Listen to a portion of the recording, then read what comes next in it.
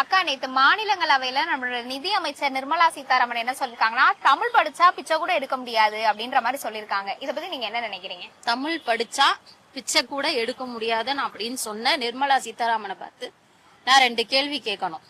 Number 1 என்னன்னா, அதாவது foreign கண்ட்ரீஸ்ல எங்கேயுமே எங்களுக்கு அதர் லாங்குவேஜ் ப்ரொஃபசர் வாண்டட்னு சொன்னது கிடையாது. ஆனா தமிழ் ப்ரொஃபசர்ஸ் வேணும்னு சொல்லி கேக்குறாங்க.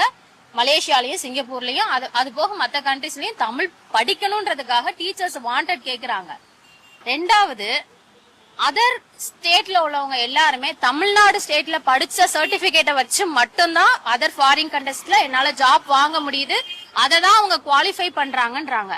அப்பேர் பெருமைப்பட்ட இந்த தமிழ்நாட்டுல உள்ளவங்க தமிழ் படிச்சா பிச்சை எடுக்கணும் அப்படின்னு சொன்னா இது என்னால ஏத்துக்க முடியாது. நீ தமிழ் தெரிலனா நான் உறுதியா சொல்றேன், தமிழருக்குன்னு ஒரு மரியாதையும் ஒரு பண்பு ஒரு நாகரிகம் இருக்கு. அது தமிழர்களுக்கு மட்டுமே உரியதுன்னு தான் நான் சொல்வேன். எங்களை வச்சுதான் நீங்கன்னு நான் உறுதியா சொல்லுவேன். 5000 வருஷம் பழமையான தமிழ் மொழி எங்க, சமீபத்துல வந்த மத்த மொழிகள் எங்க? நான் எல்லா மொழியும் குத்தம் சொல்லல. நீ ஹிந்திய ரொம்ப வசதி பேசுறேன்னா உன்னோட லாங்குவேஜ் 1 ரூபாய் நோட்ல இல்ல, அதுக்கு ஆதாரங்கள் இருக்கு.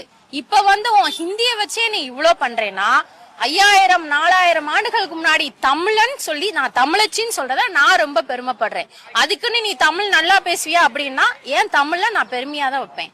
நீ பிச்சை எடுக்கணும்னா ஹிந்திய வச்சுட்டு நான் சொல்றேன், ஹிந்திய வச்சு ஒரு மயிரும் புடுங்க முடியாது. நீ பிச்சை தான் எடுக்க முடியாதுன்னு சொன்ன. ஹிந்தி தெரியலனா ஹிந்திய மட்டும் வச்சுட்டு நீ ஒரு மயிருமே புடுங்க முடியாது. தமிழ் தான், தமிழ் மட்டும்தான். உடல் மண்ணுக்கு, உயிர் என் தமிழுக்கு.